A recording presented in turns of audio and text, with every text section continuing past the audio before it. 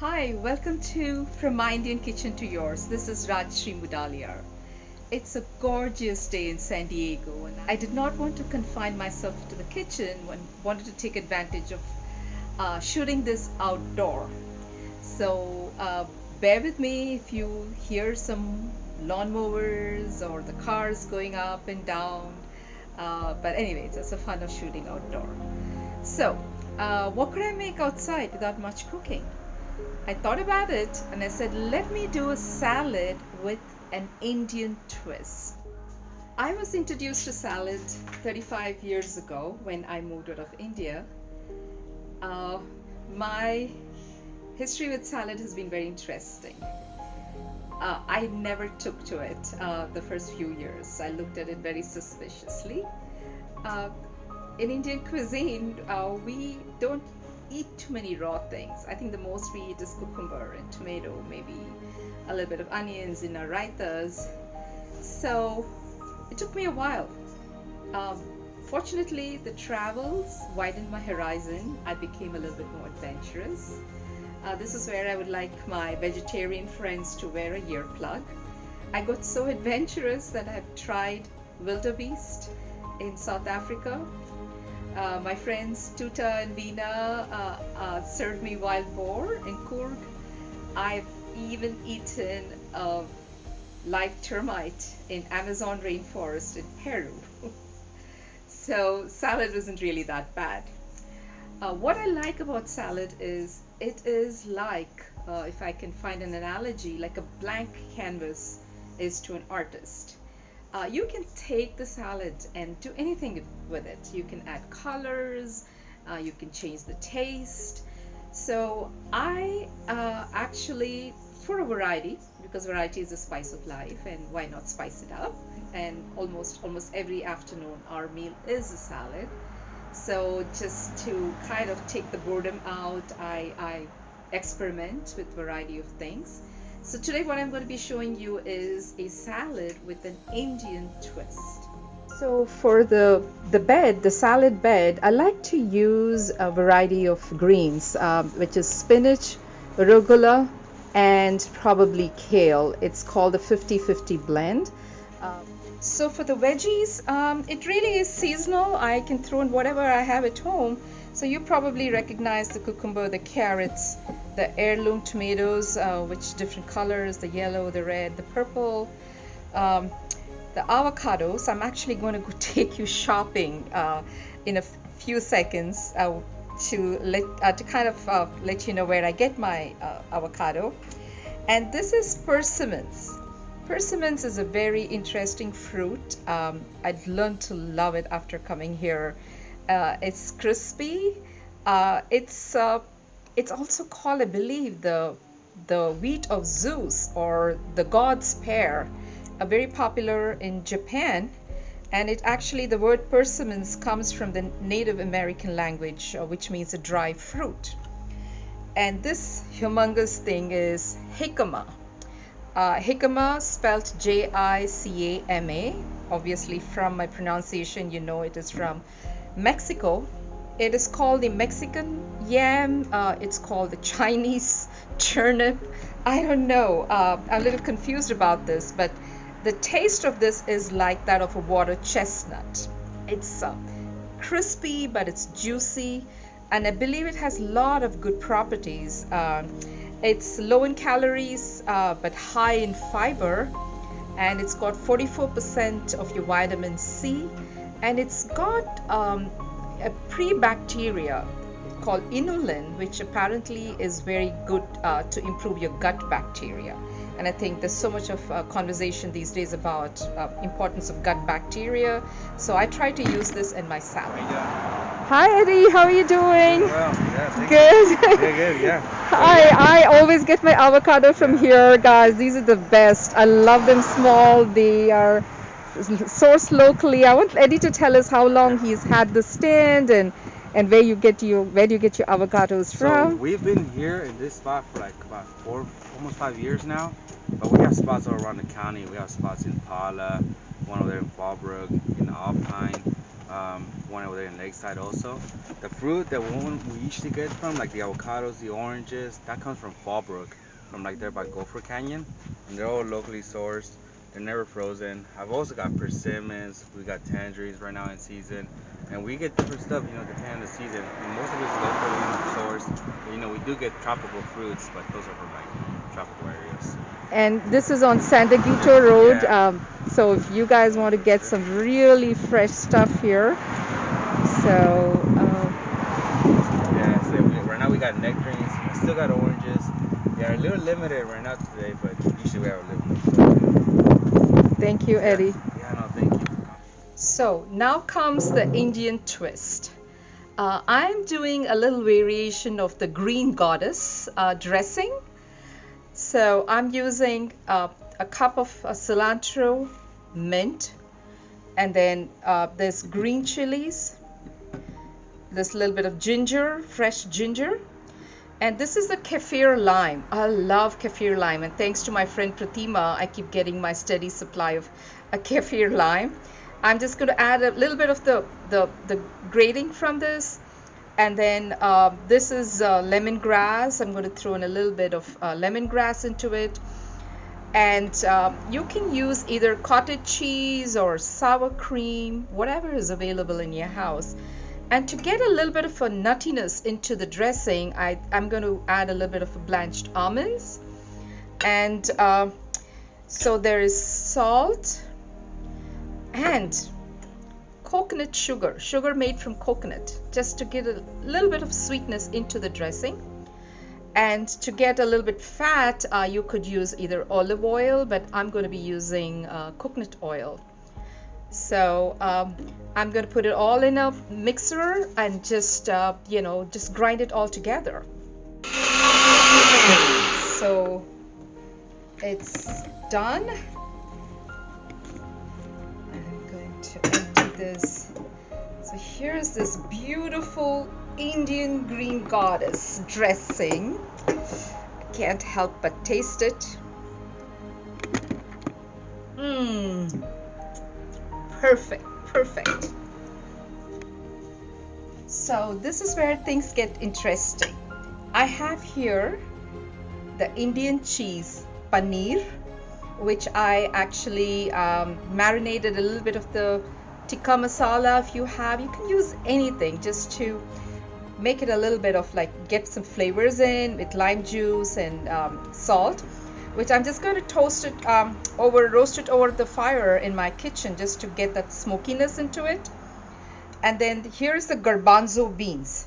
The garbanzo beans, I actually seasoned it with, if you can see here, curry leaves, and then there is a little bit of black mustard, ginger, green chilies, and then finish this thing with fresh coconut. We have a name for this dish. It's called sundal, and this is very popular during the season of Navratri, which is going on right now. So just be creative, use anything that you want. And then I'm going to do is I'm going to make devil's egg by taking out the yolk, and I'm going to smash up the yolks and add a little bit of Indian flavors to the egg as well. And then I will put back the yolk for the final presentation. So if I have all the yolks together, sorry for the mess. So let's get it all together, and I'm going to smash it. Oops, you're jumping around. Okay, one tried to escape. I'll put it back there. So I might just season this with a little bit of paprika, and then you can use anything, chaat masala. I'm using the pudina raita masala. So these are all readily available in an Indian store. You don't have to buy it, and it already has the salt in it. So you're going to mash it up and then put it back into the you know, the empty spot in the egg, and we'll work on the little bit of presentation later. Okay, now comes the nuts. I don't just use the nuts the way it is. Even when I buy nuts just to snack, I love the seasoned nuts like wasabi and soy flavor, and so, but they're so expensive. And I found a very easy way to actually flavor these nuts using the air fryer. So I always keep my lime in my bottle that I squeeze it in. So I'm going to squeeze the lime in both the nuts. And you can use any flavors you want. So in one, I'm going to just toss in a little bit of chili powder and then black salt. Black salt has its own taste and flavor, which is kala namak we call it. Just use a little bit and give it a toss. And then for maybe the almonds, I could just use a different flavor. So how about some ginger garlic, you know, the powder, in the powder form, ginger garlic powder, and some cumin. Toss a little bit of cumin in it, and then maybe a little bit of black salt with this as well, or you could use white salt. And you got to let this marinate for a little while. I make these ahead of time. They're always stored in airtight containers that I can throw it on my salads. So just like you preheat the oven, you need to preheat the air fryer. And I'm just spraying that with a little bit of oil, and here goes the nuts. Don't try to toast both of them together. They have different cooking temperatures. So just close it, and I've set it at 390 maybe for 3 minutes.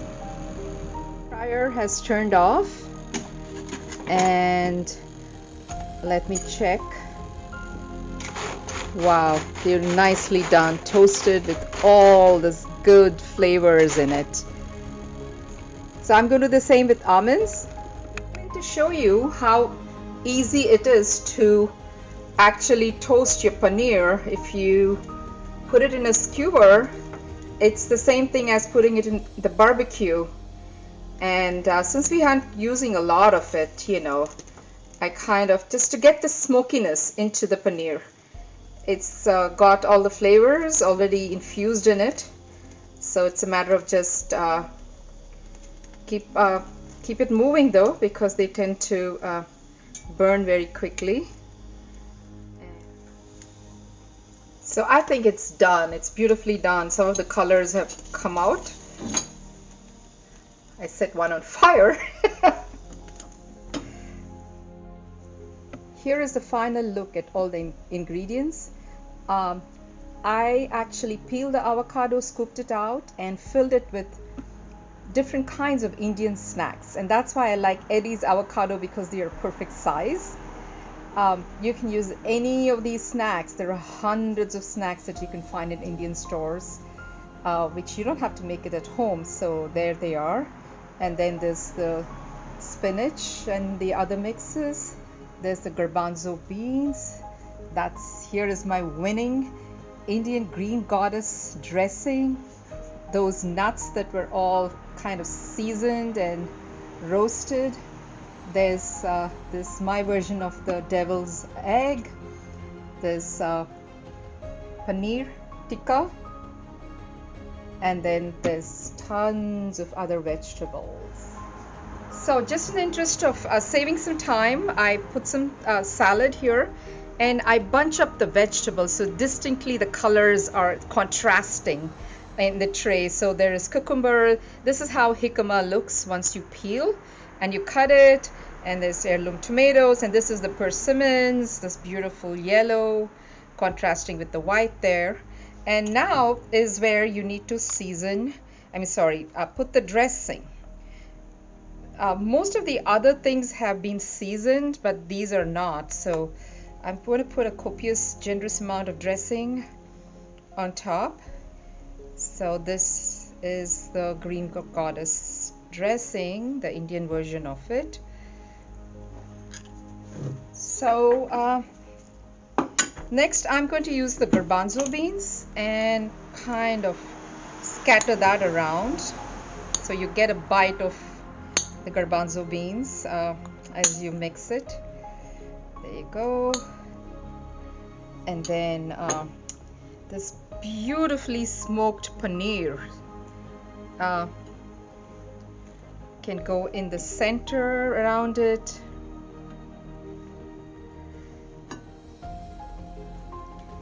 I'm sure you guys are so creative in doing this, so I'm going to put it there. And then the nuts. You can make a circle of the paneer and put the nuts in.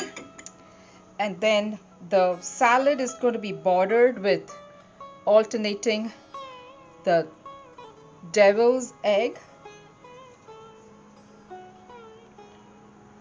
I'm going to kind of spread it around, and there you go. And then comes these very interesting avocados with the Indian snacks. It's an avocado cup.